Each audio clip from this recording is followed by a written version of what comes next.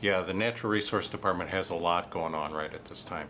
And they've been very adept at getting some really key grants to further our work as far as salmon habitat restoration. They've got a lot of work that's anticipated up in the Eniat drainage there, where they just recently got a contract out to bring in a bunch of large trees and bowls, logs to be placed into the river sometime this summer. They're doing the staging for that right now. And so this will be a carefully measured project here where they will look at the fish populations in that reach before they put in these materials and then afterwards. And the whole purpose then is to look to see if it having those hiding cover and shade and relief within the stream actually helps out salmon populations. Catchment areas? Yeah, okay. Yeah, Using the wood debris? Using the woody debris there, and it really has been shown in many streams to be very successful. But this one is really quite unique because they really do have a very controlled design that they're working out to look before and after they make these placements. Really allows us then to see whether or not this is money well spent.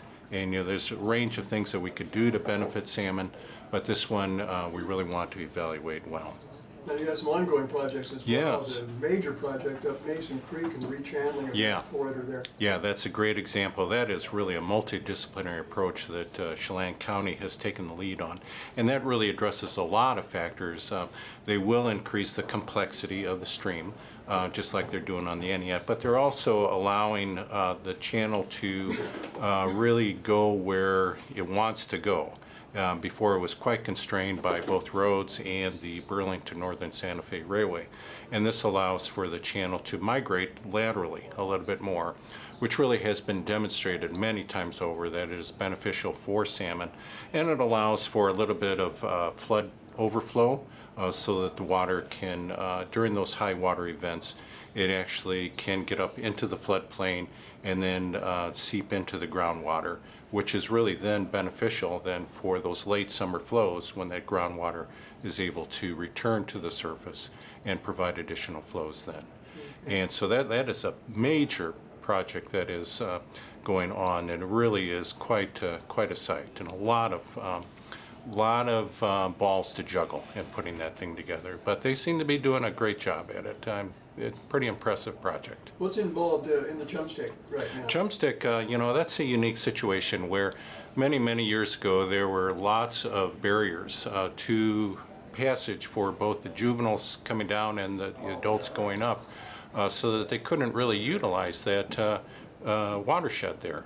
And so systematically Chelan County, in partnership with some other groups there, is working to address each of those passage barriers. There could be major ones like North Road, which was the furthest one downstream, but then there's a bunch of minor ones that, all the small road crossings, driveways, things like that to get to people's homes. And systematically Chelan County has been getting funding through various sources there, both local through the PUD and state and federal dollars through the Salmon Recovery Funding Board, to systematically allow for fish passage through these areas. And so they're taking out old culverts and putting in some bottomless arches or some bridges, whatever the engineers identify as the most appropriate project for that particular crossing. And so really it has allowed passage almost through that entire system now.